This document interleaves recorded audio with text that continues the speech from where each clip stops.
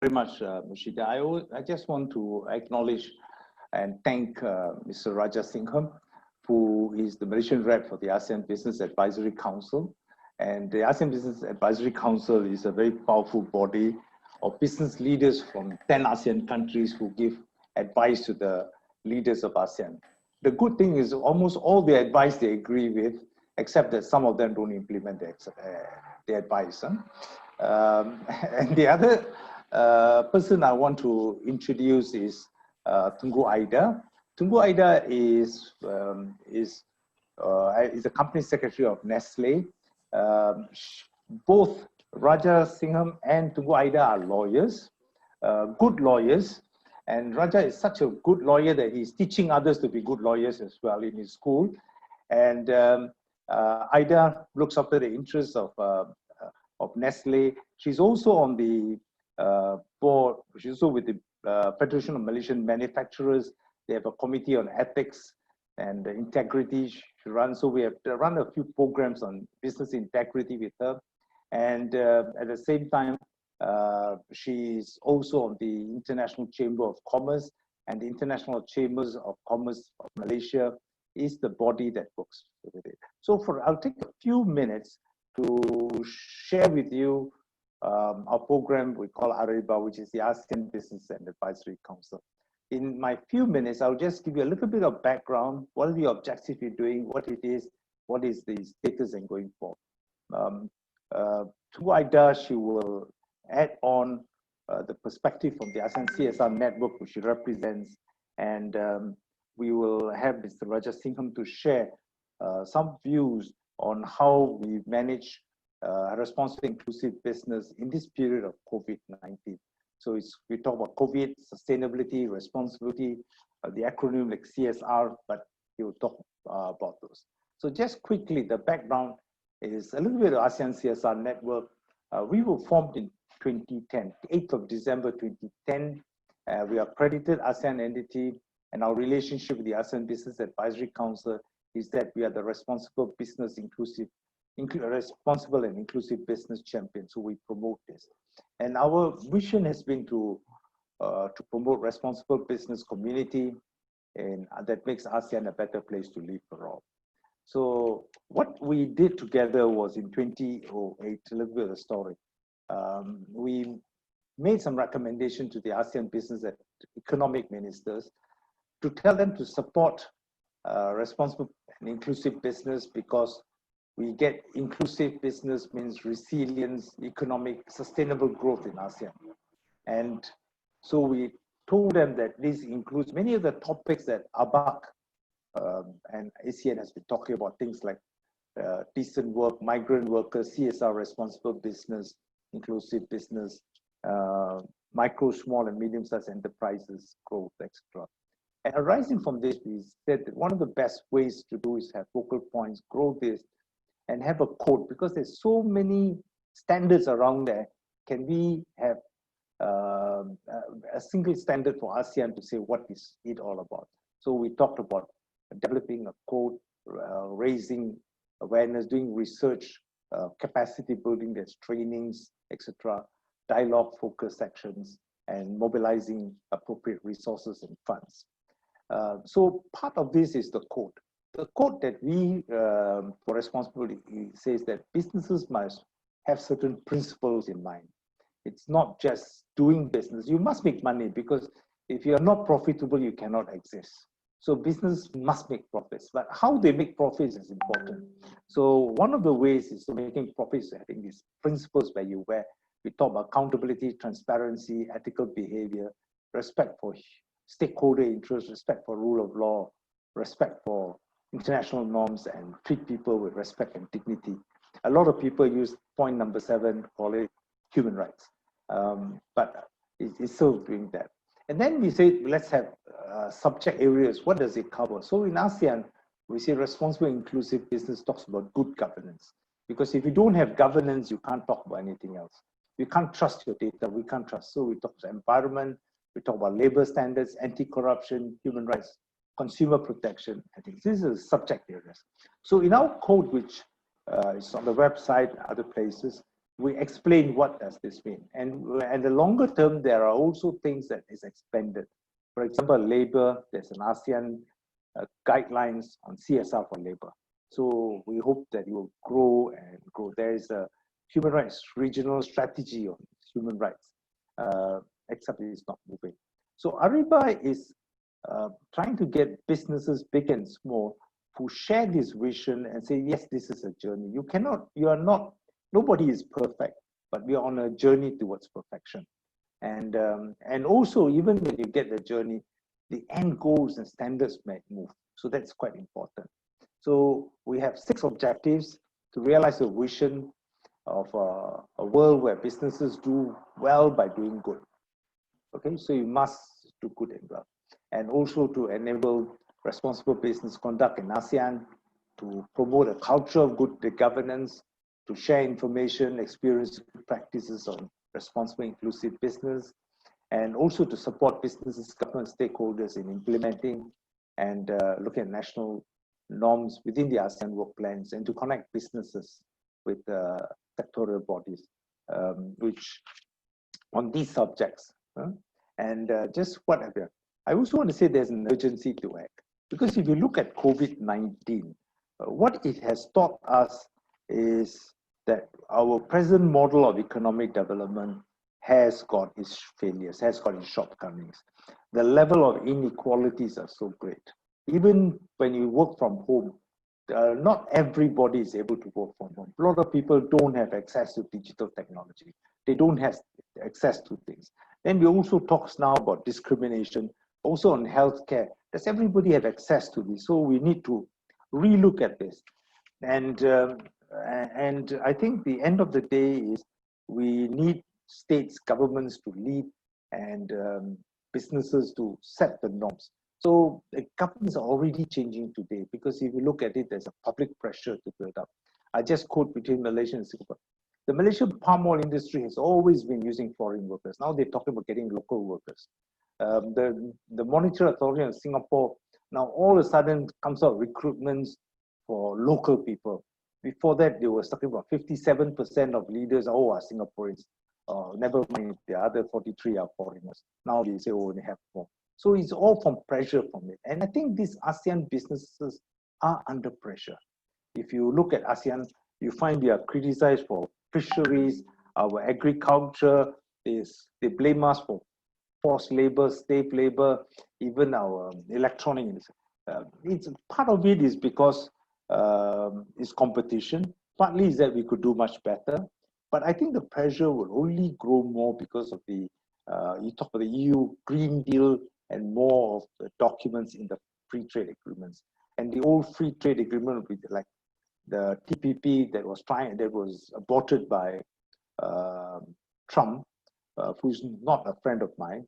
In the old one, they have clauses on labor standards, environment, corruption. It comes up. So now is the time for business leaders in ASEAN to take leadership. I think that's where the urgency to act. And we did one last month with Ambassador Ong. Today we will feature Raja and Ida. And so where we are now, we have about 52 people in it. We'll grow. We did a survey on members' needs. So this is what we want is branding. That's what many small companies. They also want advice how to become responsible, how to grow as an organization. We talk about funding opportunities, and we want an ASEAN platform where you can link with like-minded businesses, link with governments and other stakeholders, and want the advocacy for good practices. So good people must win, and then we have more good people. And some of the activities we're trying to do, or starting now, is monthly webinars. We would be starting on capacity building, peer learning, hoping to have annual conference and really push for advocacy. And at the same time, there is a movement between our ARAIBA members to do some projects on their own. So that role of ARAIBA and that, but it's members-driven members things, like there are some members, including Mushida as part of it, to help Philippines manage the COVID-19 cases. They're the most hottest spot in the spread of COVID in ASEAN. And so there are businesses with the technology, there are businesses with the know-how and with the equipments and PPE to help them. So I also want to say that this same mood is within the ASEAN businesses, because just a few weeks ago, the ABAC has ASEAN Business Advisory Council has put in this document called Pathway to Recovery and Hope in ASEAN, which they had about 200 over recommendations, basically on addressing healthcare workers, travel, how reviving the economy, extra. But in all those, there is also responsible business talks about. There is documents to help private sector promote ASEAN on responsible business, even to build up ARAIBA as part of it, and also to try and get funds from donors and others to let us go. So there is support from the business community. It's the right steps to do. And Mr.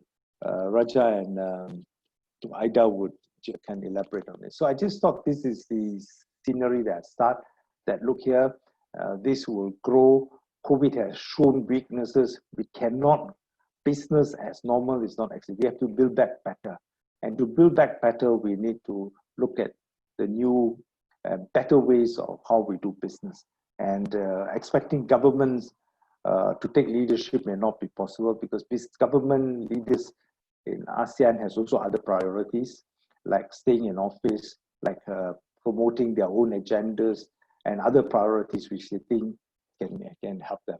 So we have some to help the right people with the right agenda to move forward. So on that note, we are hoping to get more businesses. This is a slide that I shared with ABAC, that we need bigger ASEAN companies to come in. It's good for ASEAN branding. And this is just a response to local things. And overall, when you look at all the other things, there are 5 areas which ASEAN has. Supply chains, when you talk about our products, let's go to circular economy. How, instead of selling the products, I think you should talk about selling the products, getting it back, recycling, and not going to waste. And procurement. I've just started a network of procurement people to do a procurement pledge for sustainable procurement, and hopefully the organizations. And I think looking at people strengthening SMEs is one of the things. So finally, thank you. Be part of the growth. To do well, do good. Let's do it together. So it's a collective action, and do more means let's scale up and do. Okay, eventually we'll build trust. Responsible business is good business. On that note, I will say thank you. Okay, if there's any questions, you can answer at the end of the day, and I believe most of the questions will be answered by the next 2 presentations. So on this note, let me now invite Tengku Aida to speak. Tengku Aida, her day job is with Nestle as the company secretary. She sits on the as a board member executive. She's one of the senior executives there, and some of her role is beyond Malaysia, and she is beyond Malaysia. So I know the Singapore lawyers report to her as well. Yeah, and, just to clarify, I'm not a board member. I'm just part of the management. Okay. Yeah. The board members that are not but full-time staff. Sorry. I sometimes get a bit confused. The you're not most of the board members are non-executive except for the CEO. Yeah, correct. Yeah. It's my lunch that got me. But Aida is also active with the Federation of Malaysian Manufacturers, and on their Committee for Integrity and Ethics. And I think business ethics, yeah. And also for the International Chamber of Commerce of Malaysia. So I want to say more, but I must give time to speak. Thank you.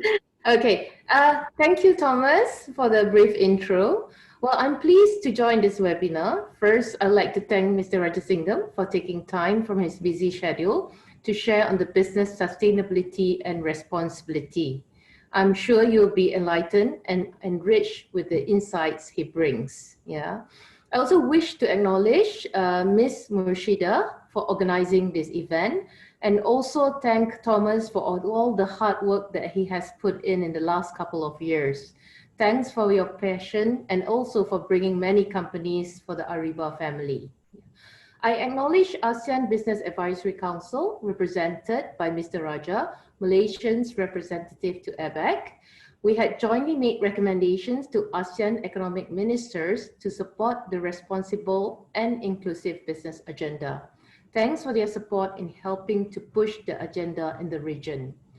Responsible business is being promoted in ASEAN to achieve balanced growth that is sustainable, equitable, and inclusive growth. It is about prosperity for all ASEAN citizens.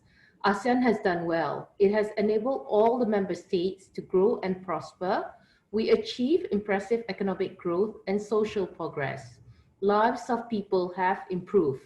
However, the growth also comes with social, environmental, and governance issues as well. Even in Malaysia, while we have done well in many areas of improving lives, we have also many problems due to poor governance and insufficient attention to governance, social, and environmental matters.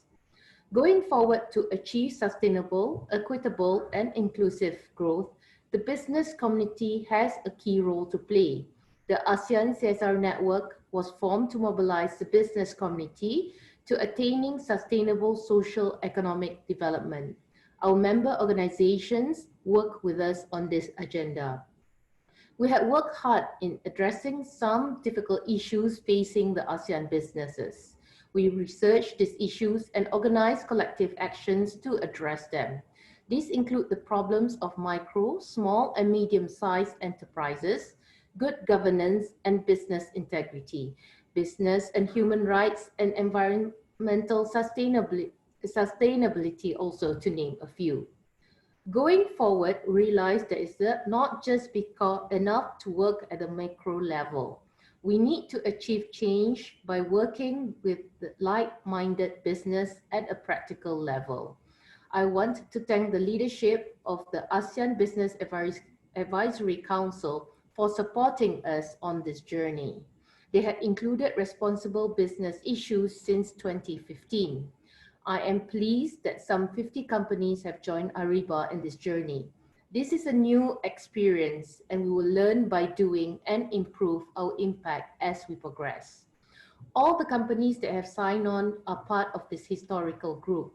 You are planting the seeds of a movement that will give purpose to the business beyond just profits.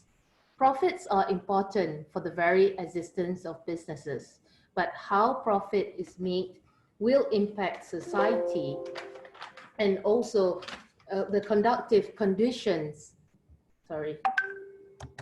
for sustainable, equitable, and inclusive growth. These goals are clearly stated in the code that you are subscribing to.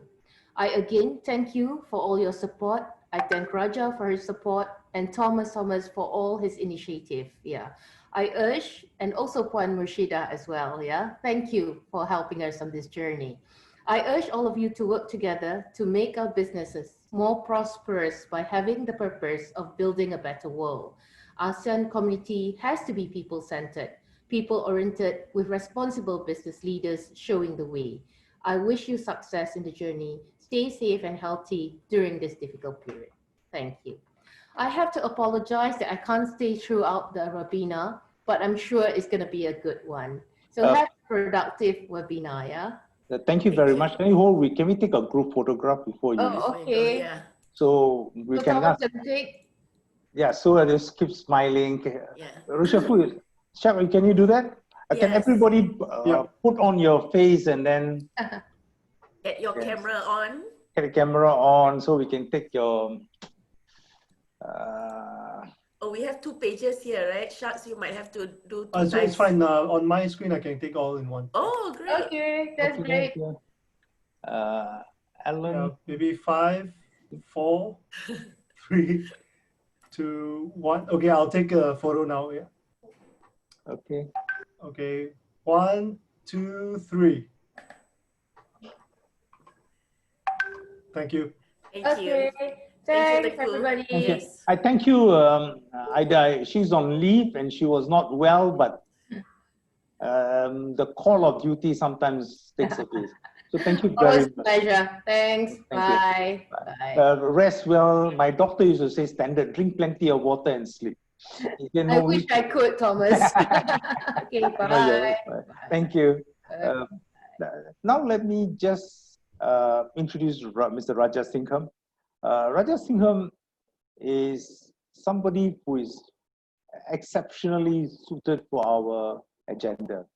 He is a qualified lawyer, a good lawyer, so good that he's not teaching others to be good lawyers as well. But he's also a practitioner as an entrepreneur. So he has got a lot of enterprises in the field of education, and he has started many companies specializing in training, advertising, publications, event management, IT development, many companies. And the Brickfield Asia College is the main business that he does, started in 1991. And his work has been recognized by the Malaysian government initiatives, and he's also part of the circle of experts for the government as well. Some of the things is, but I just want to highlight that his recognition as a pioneer he's also a mentor for the ASEAN Mentorship for Entrepreneurs Network flagship. He has got many awards as the National Outstanding Educator Among from the Private Education Cooperative of Malaysia. He has got the SME Recognition Award for Service Excellence, and in 2017 he was actually Malaysian CSR Company of the Year. Thomas, I'm going to interrupt you, Thomas. Okay. So I just can I say? Go ahead. Okay, I will cut by saying that he's a lot of work. So he's a practitioner, proven, and things. So over to you, Raja. Yeah. No, I'm sorry. You're being too kind, that's why. So I have to interject and so it's first question, because I'm a teacher, is how many minutes do I have?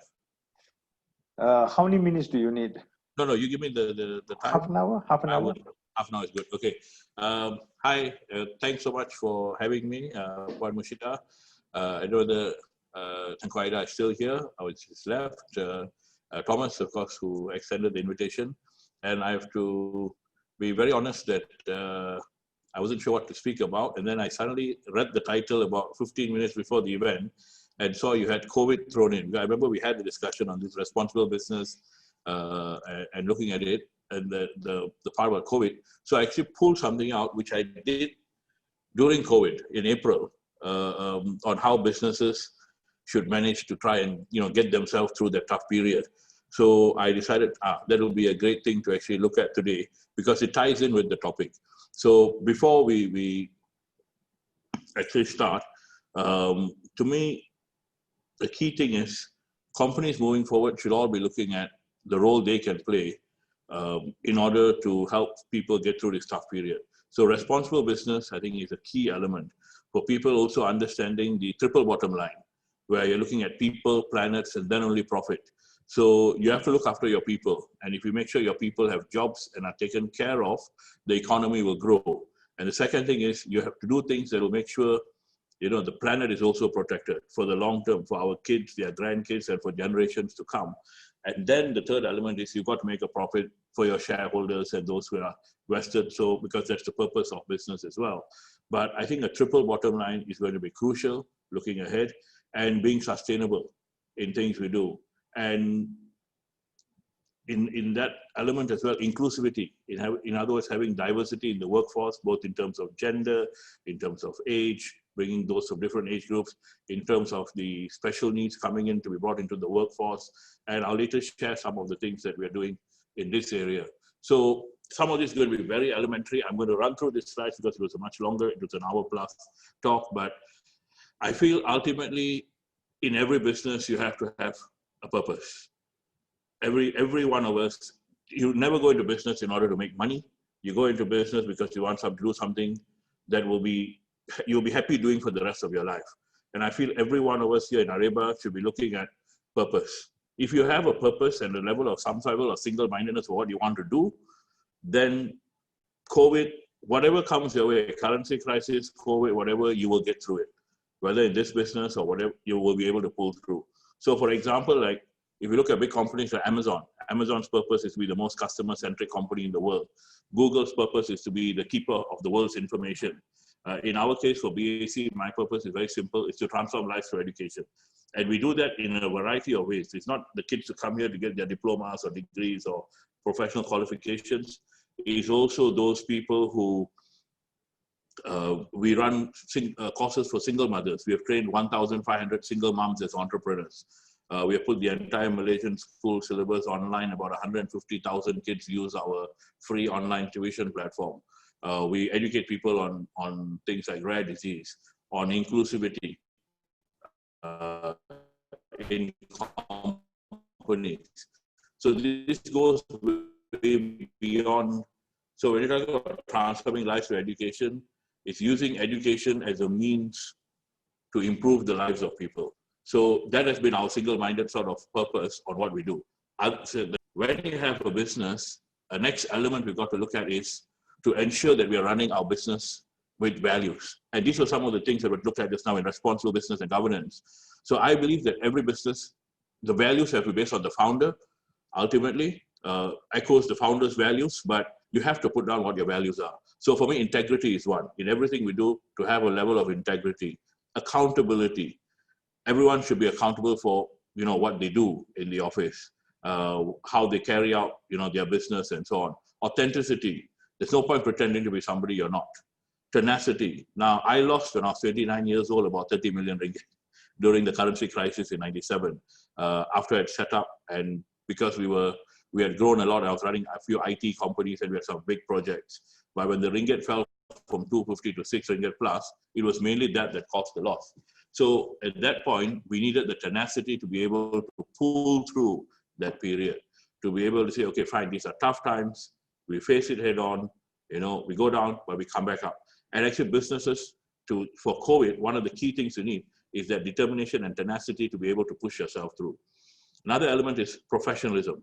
Professionalism is in everything that you do, you have to do it professionally to make sure that it's done properly. So you can't have these things which are done half-baked or not properly, or be professional sometimes and other times not. And I tell this even to graduates who are coming up that, you're entering the professional world now, you have to be professional. And the last element is compassion or empathy. Now, these are just purely values that I use. So it's, some level of empathy for the fact that a lot of others are worse off, whether they are in business or, whatever it is. So we try to do as much as we can to help other businesses grow in terms of training other entrepreneurs and so on. Now, the next one is, leadership. Now, a key element to actually take companies through at this time is going to be leadership. In order to be able to lead your company, some of you are in leadership positions, some of you are, leading the whole company, some of you are leading divisions or departments. You have to be able to make, take your company forward, make tough decisions, make decisions on limited information. Any company needs to pick its champions. So I've got 30 champions around me, and these champions help to lead the respective areas within the group. So you have to set up. Now, one of the things I talked about, a task force and backups with clear responsibility. In light of COVID, for everything, we had a person A and a person B. So if anything happens to person A, person B can step in, because there are so many people, there are thousands and thousands of people relying on these people in these positions. So I feel very important also is training on leadership, people to understand things like strategy. And your job as a leader is not to go do all the work, but it's to, at these times, to stay calm, not get overexcited and start, removing staff and cutting down expenses in a knee-jerk type reaction, to stay calm, think things through, and inspire and empower your people. And I think the job of inspiring and empowering your people is at all times, whether, COVID, non-COVID, normal times, etc. Communication is also key. You have to set mechanisms to be able to communicate clearly, because sometimes companies will get a bad publicity, or you get hit in the media, or it could be just a simple thing. And in this kind of times, you need very clear, transparent communication with the media. with actually more important than media is your own employees and your customers, and then the media, to make sure the messaging gets right. But communication is very important, because sometimes, unfortunately, negative media sells more than positive, and hence there's a thing to blow things out of proportion, and then it all takes a life of its own. And what you would have thought was a small thing becomes a huge, mountain out of molehill type situation. Now, for operations, when you're running your business, try and make sure that you list what are your key functions and processes. Now, we did this during COVID. Like, what do we do? Who is doing it? How is it doing it? And where is it doing it? So for everything is what is being done. So for example, student recruitment, onboarding of students, collection of fees, distribution of course material, setting up of online passwords. So we list down everything, the 100 to 200 departmental point of view, which department, which person, and then how is he doing it in terms of what software are they using. So we've got like over about 80 different, we've got things from Dynamics to Deskera to a lot of things that are actually things we use. So a matter of listing all these things down and then making sure that there are contingency plans in place. Because while responsible and, business and we're looking at governance, but it's a lot easier to do all these things when you're not in panic mode. So you got to make sure, I always tell people, you got to make sure your business is running properly, because then you will make decisions which are rational, as opposed to, panic-driven type decisions. Supply chain risk is another element. Because of the fact of COVID, bringing up COVID and ASEAN, sometimes it's going to be hard to get supply. Sometimes from certain supplies from different countries have now harder to come by. So if you're in business, you need to check and see who are your current suppliers. Will there be problems in the supply chain? And have an early warning system to ensure your supply chain is in place, and also to monitor cost escalations, because in some cases, there will now be rising prices, things going up because of this. So exploring and re-examining your supply chain will be important.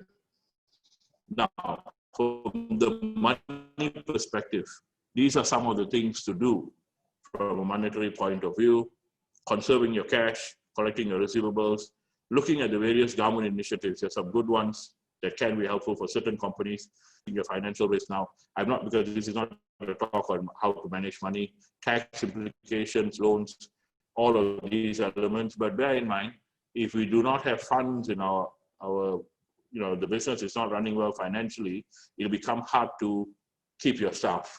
It'll become hard to keep your staff at their current salaries. And that's where the problem will start. So I think if businesses are doing well financially, they wouldn't be as worried. The businesses see now is, oh, my revenue is going to go down by 20%. And then in order to protect that, some act very quickly to start cutting down on things like number of staff, salaries, other expenses. But the thing is to look at, and things which CSR activities, and in some cases, people have been depending on these things. People depend on their salaries for a livelihood. There are NGOs and bodies out there that depend on what they've been getting from these foundations and these companies for their yearly, the operational expenses and so on. And suddenly when all of these things is cut, it has got far-reaching repercussions. So I think companies, if they understand that, no, if you've got a triple bottom line, it's people, planet, and profits after that, you realize, if you're a listed company, I do understand, but in many other cases, fine. If the profits go down by a few million this year, it's fine. We live to fight again another day. We live to next year. But in the meantime, we have to protect all our stakeholders. We have to make sure our employers are okay, our suppliers are okay, our customers are okay. And I think that's what responsible business is from a pragmatic, point of view, to ensure things are there. Now, for me, people are the most important.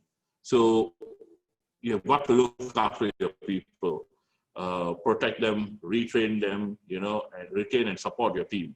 So be open and transparent. If you're having problems with the company, if there are financial issues or whatever, call your senior staff in, call your people in, and explain to them what it is. Put in succession plans in place. But the key thing actually is, and there'll always be, okay, what we'll call underperforming, problematic staff which we have to deal with. But the idea is not to use COVID or any one of these kind of crisis things as a means to start cutting down your staff count or your head count. Oh, we call it right sizing. We are right sizing now, so we're removing 100 people. Those 100 people have, probably 300-400 family members they're supporting. And then there's the whole thing on the economy as well. So I feel if a business is going to be responsible, fine.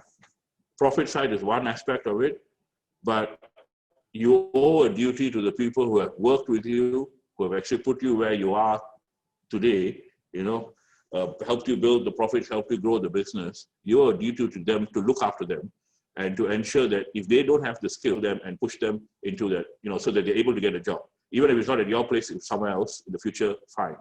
So for example, we've done a lot of things like our library. We had a library, we had to close it for 2 months because of the MCO. We got the librarians to become, train them to become digital librarians. So although we had a digital library earlier, we extended the number of books available digitally and, improved the software that we use as a way to find. And now we've expanded it significantly so their job became now find all the textbooks that we have, whether we can get e-versions of them. So students can just get them from the house.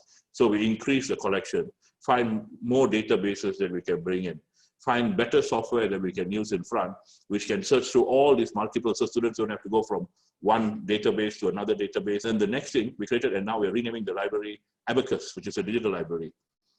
So we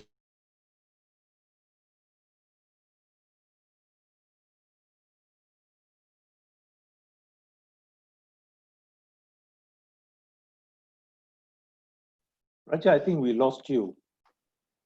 I'm back. Okay. Sorry.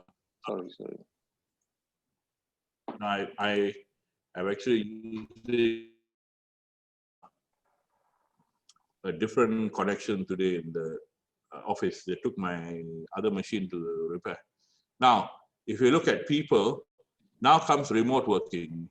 So we had to actually move our staff, about 400 of them, online. And that is another element of how we had some problems. Then becomes working like a startup. I actually feel every company should look at working like a startup, because a key problem we're going to have today is we can't have this, these hierarchical businesses which go down like 5 or 10 or 20 levels, from the president to the vice presidents to this, to this, to this. There is need for people to work more on a flat structure, to work very quickly so they can react quickly to problems. So I think that is going to be a key element of focusing on goals, the ability to make quick decisions, working in small teams, like, in Apple, you've got your small product teams. We do the same thing. At the moment, we're working on about 20 different projects. Now, you need an innovation mindset throughout the organization, not just, in certain areas, but everything from your supply chain, your talent development, your sales processes, your strategy. You have to have this business or inclusivity. How are we going to be innovative in hiring staff from the special needs community into your organization? So one of the things we have within the group is a company called the Make It Right movement. So what the Make It Right movement does is actually our sort of community development CSR arm. So we work with 250 NGOs, including NGOs like UNHCR, UNICEF, Women's Aid Organization, they're across 12 different areas. So we work in, and what we basically specialize in doing is capacity building. So we help these NGOs in, in how they do their fundraising, how to maintain their accounts, how to run, the businesses more professionally. And 80% of the staff, there are about 12 staff in the Make It Right movement, which is actually a full, they're all paid staff and they're the employees. 80% of them are special needs. So 80% of the staff running the Make It Right movement are actually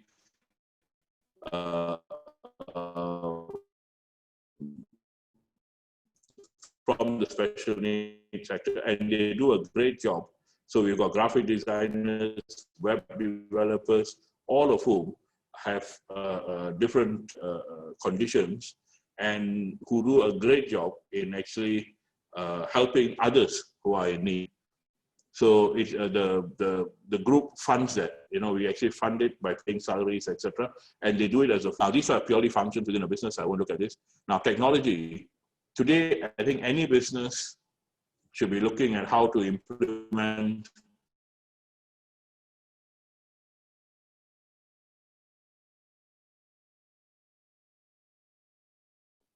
Raja, we lost you again.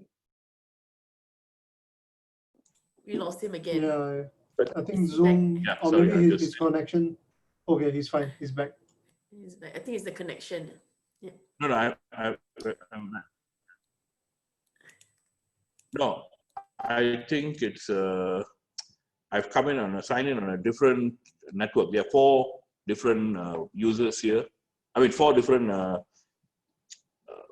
Wi-Fi networks. I think I've signed in a new experience. So these are things we don't have to look at. Marketing, no. Okay, this is an important thing, staying relevant. Now, I think the biggest challenge all businesses are going to face today is this.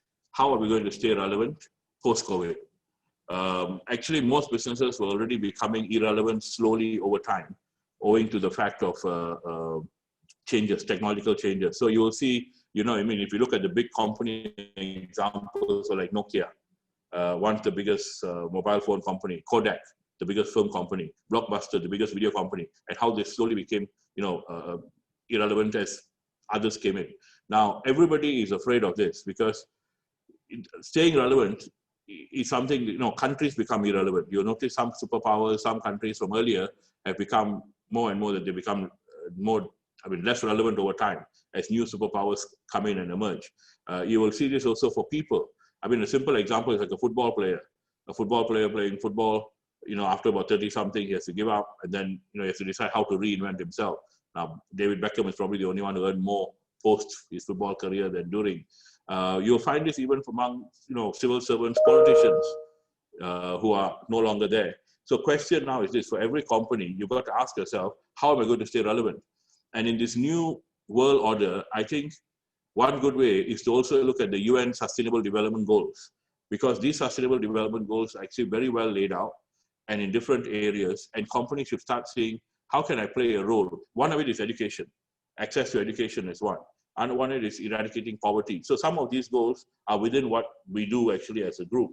But within your company, if you look at, you know, improving health, improving access to clean water, whatever it is within the UN SDGs, if you list them out and find ways to fit your business within these sustainable development goals.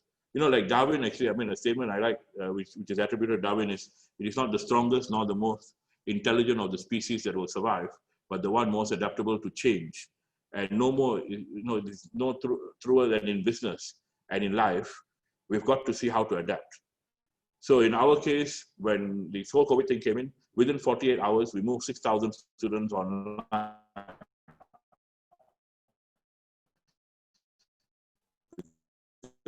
We've had online education before.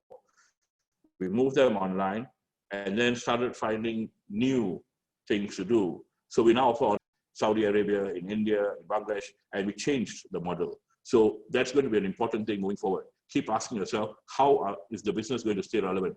And today, for a business to stay relevant, you've got to look and see what kind of impact are you creating in the community around you. It's no longer just, I'm running this business and I think about myself. You got to see how your business is going to impact everybody around you. And I think that's very crucial. The thing. Now, competencies is another aspect. We've got to see how do we build competencies. In any business, there are competent things you have. So either as an individual, we have certain things we can do. And as a business, there are certain things we can do. So for example, like for BAC, we are very good at running and delivering our programs. We are very good teachers. As far as the training is concerned, we're very good at marketing our program and their strengths.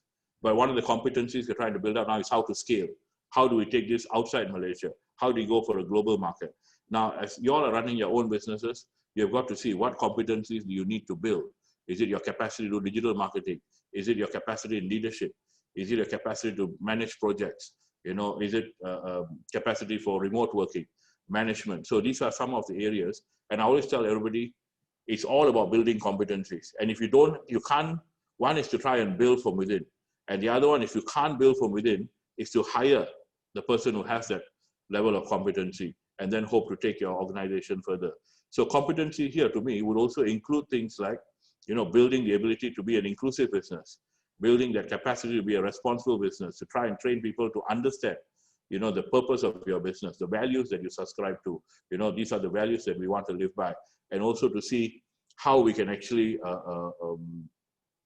take the business to the next level, because you owe it to the people who are looking. You know, it's been a very depressing time for me, because the last 3 weeks to 1 month, so many of my friends have lost jobs.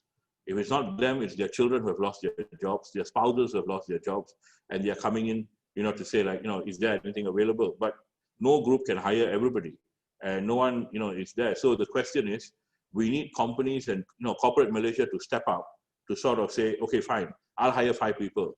That's going to be my CSR this year. You know, so these are things to look at. Now, looking for problems to solve this is not necessary. Innovation, no. Spreading the risk, just understand, I mean, always spread your risk of different products. These future ready, I'm leaving some of these things out because it was a different talk. Now, protect your brand.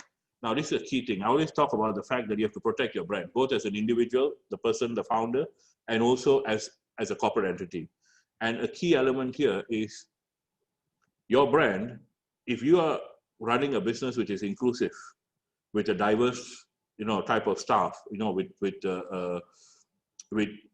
those from all different backgrounds, regardless of age, gender, you know, physical ability, you know, with special needs. If you have all of this there in your company, then you have diverse people thinking, you know, diverse type of thinking. Otherwise, everybody thinks the same way. The problem of having everybody from the same gender, same race, same age group is you never think differently. And there is a need for diversity in organizations so that, you know, you explore. I have actually staff ranging from the age of probably 20 to 80 plus. You know, so there's a big range of people that we use, and we try and leverage off everybody's strength. Now, if you're a responsible business and you have good governance, that will help create your brand, build your brand, and ultimately also protect your brand. So these are actually good things to have. I mean, there are tons of awards here, and we've won lots more than that. But a lot of our awards, actually, we've won the ASEAN Award before I became an ASEAN Business Advisory Council member 3 times for our CSR work. We've won the Star Award for CSR work, the SME Malaysia for CSR work. I mean, all the other awards, for me, the community work ones, the ones I value the most. Now, do good. Ultimately, for any company, the key element today is what can we do, which is sort of shared value. Now, we are quite fortunate because we're in education.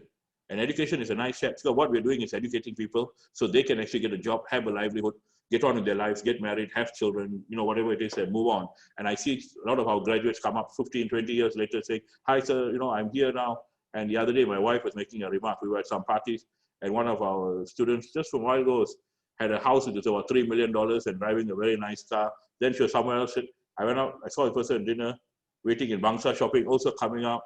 And it's so nice to see that they have done well and they are happy and they are grateful, and it is a great thing to see. So we have that benefit of being in that nature of business where it's shared value, where what we're doing itself is the business itself is helping to help people get on with their lives and, you know, support them for their life. But that aside, we try to do a lot of work, which is to give back to the community, to find interesting things to do, which is why we set up this Make It Right movement. And I strongly believe in what Henry Ford said. True success is when you have done more for the world than the world has done for you. So you just imagine if we had a planet where 7 billion people were doing more for the world than the world has done for them, then we won't have any wars, we won't have any fighting, we won't have any issues, you know, because life will be so much better. But to just share a few of the initiatives we have done, one is an initiative called BAC Flicks, where we have 6 portals, including SPM, PT3 Flicks, you know, UPSR, and so on. That actually was us putting the entire Malaysian school education online, 8,700 videos for free. And then we run seminars for free as well. And we've trained roughly about 2,000 teachers, school teachers, on how to use technology in class. Another venture which we just launched last week is a thing called Project Deep, which is a digital enterprise and employee program, where basically what we're trying to do is train thousands of Malaysians for the digital age, and we are funding it. So BAC has set up a 50 million education fund to fund people in courses like digital marketing, digital sales, social media marketing, data science, analytics,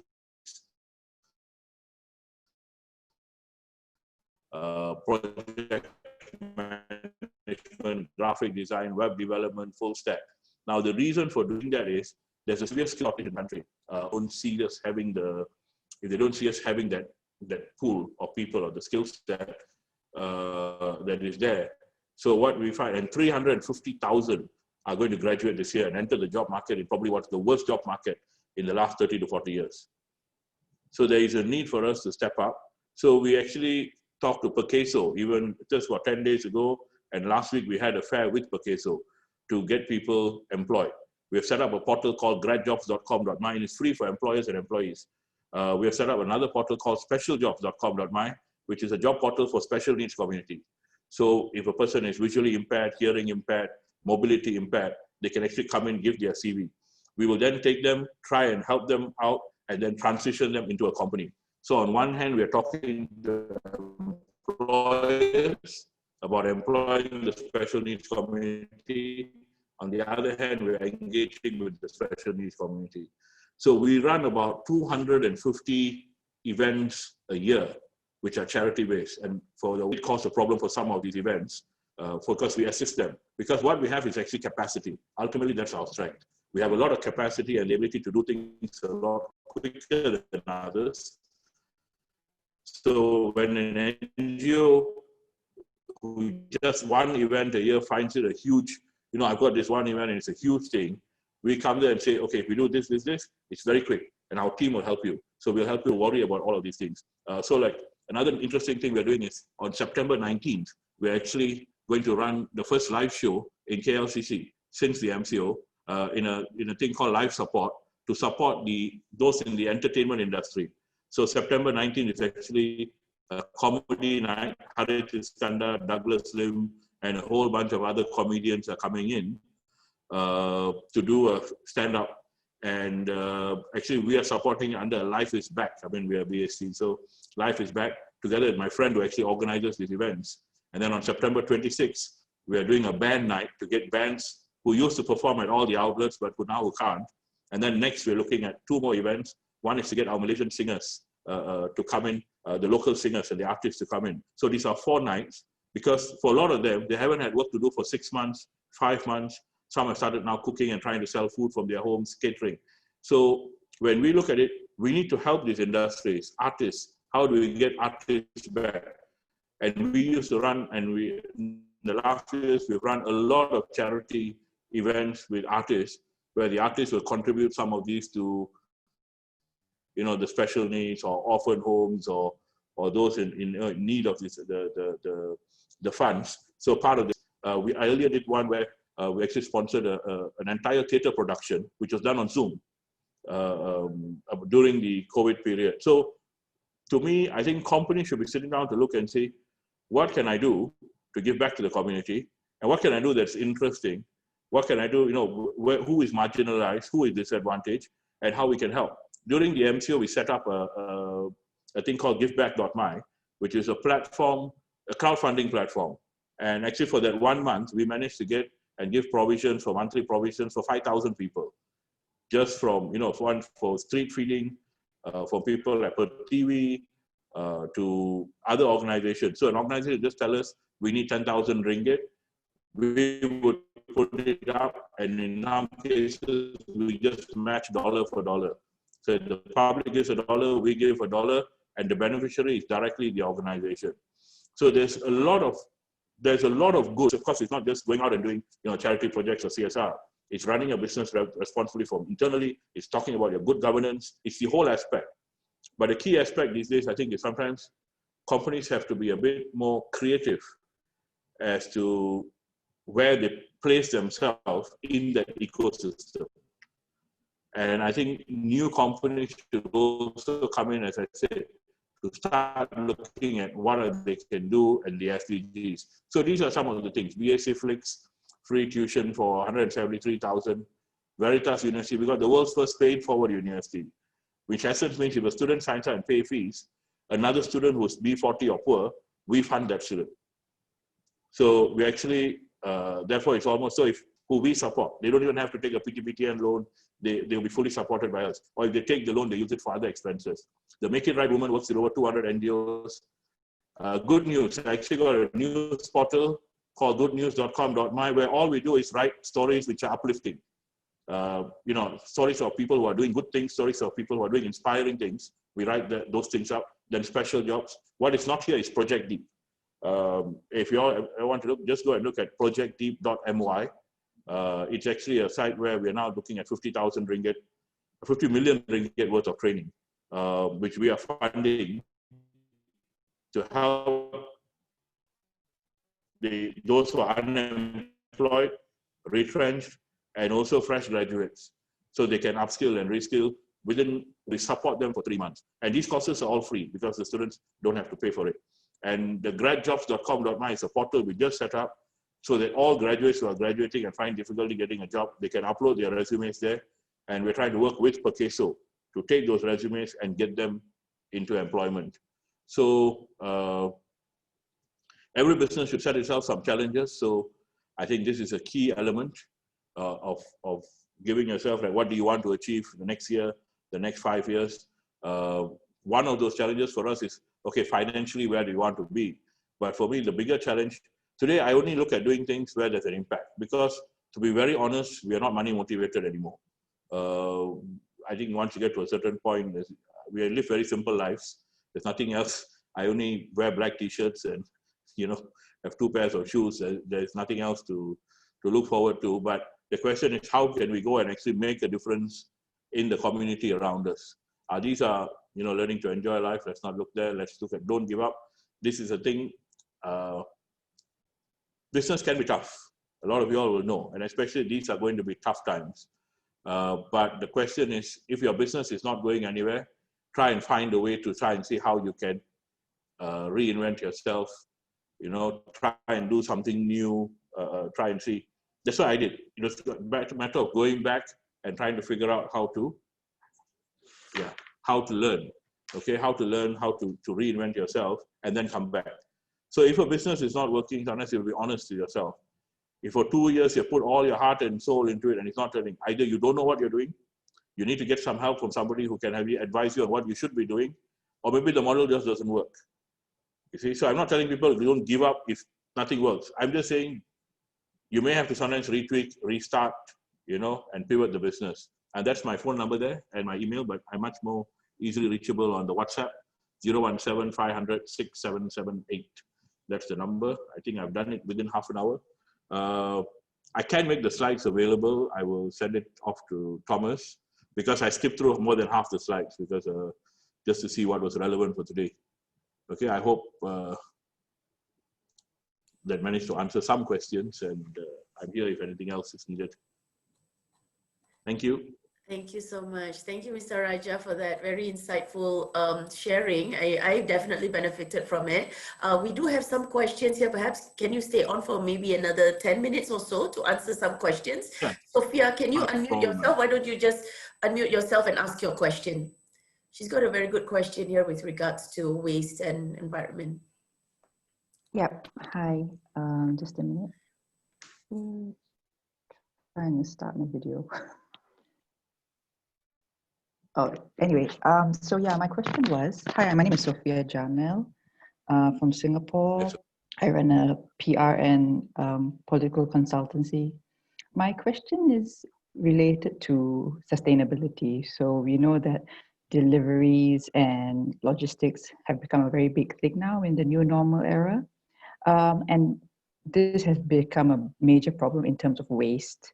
And with low oil prices, that has made the production of plastics even cheaper.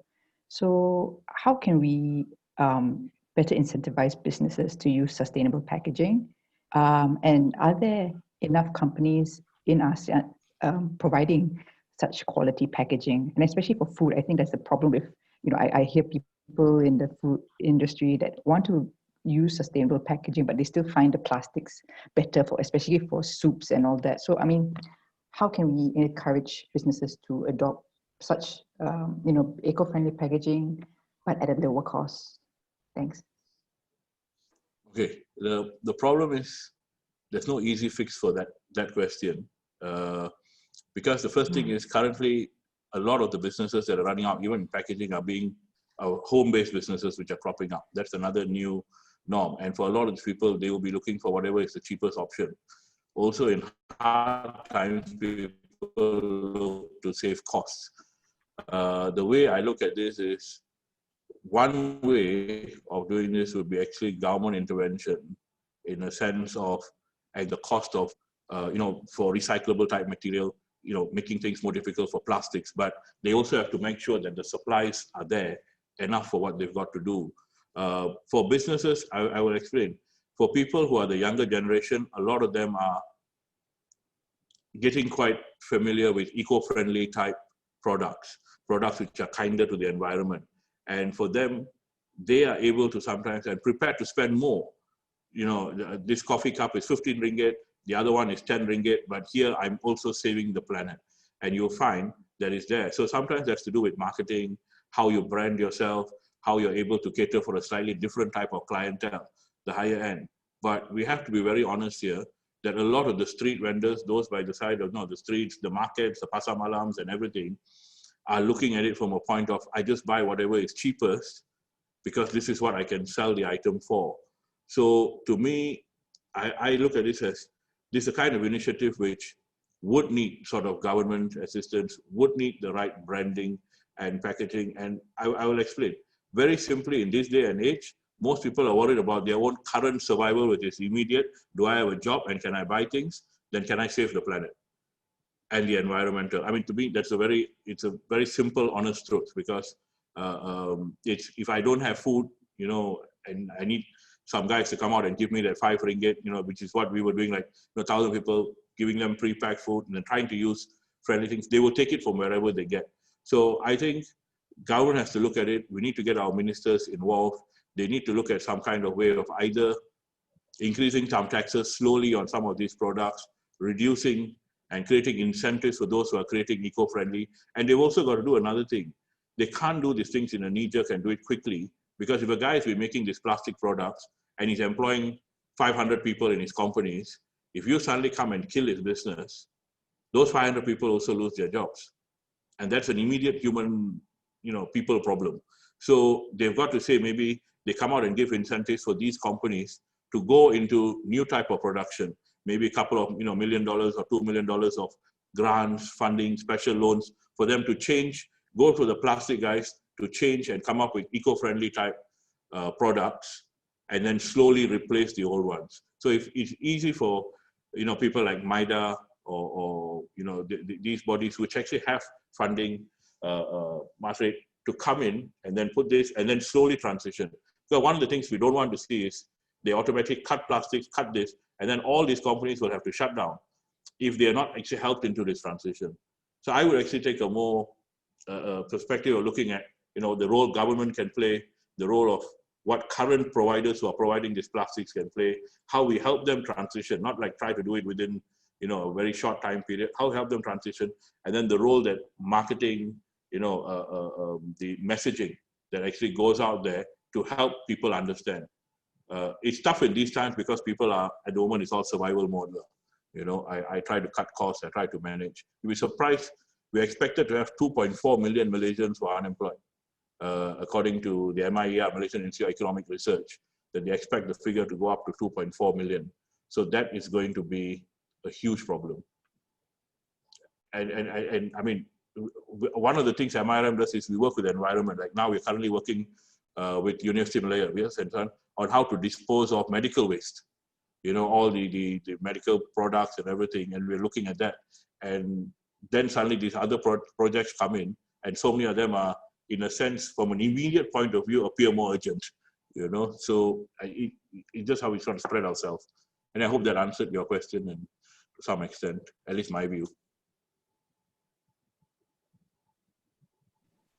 Any other? Yeah, okay. Thanks, Sophia. Anyone else has a question? I think Thomas posted here, please share the link for the job portal for the disabled. You got it already, right, Thomas? Do you have any other questions besides that? I think in the slide, Mr. Raja, you did. It's specialjobs.com.my. Yeah. I'll be very honest, the site doesn't do much. It just shows that we have a site. Where the actual work is done is, so people like the Malaysian Association for the Blind, they upload all their resumes there. We look at those resumes and then reach out to employers. So that's where it actually works, because employers will not go and put a job vacancy on a special job site. Because say I'm employing a new CEO or a new finance person, so I go and put it on a job portal. The idea of taking it and putting it on a special job site doesn't really work with most employers. So what actually happens is employees who are looking put up their resumes, and then we get to look at those resumes. And then once we look at those resumes, we can say, okay, there's this person here who may be suitable. Then we try and find him a job. But when you go there, you won't see employers putting job. But the reason for that is they can't be saying, okay, we're looking for a special needs person for this job. You know, so if you've got anybody, we're always happy. You can reach out. You've got my number. You can, you know, send a message, and we'll be very happy. Whether an employer looking to hire or an employee looking for a space to come into. Okay. Any more questions? Okay, thank you, Mr. Yes, Okay, Bala. Yeah, Bala, I got one request. Yeah. And Mr. Raja, thank you for the inspiring talk. I mean, this is really good. You gave us an insight of what's happening there. I'm a farmer from Singapore, Indonesia, and Malaysia.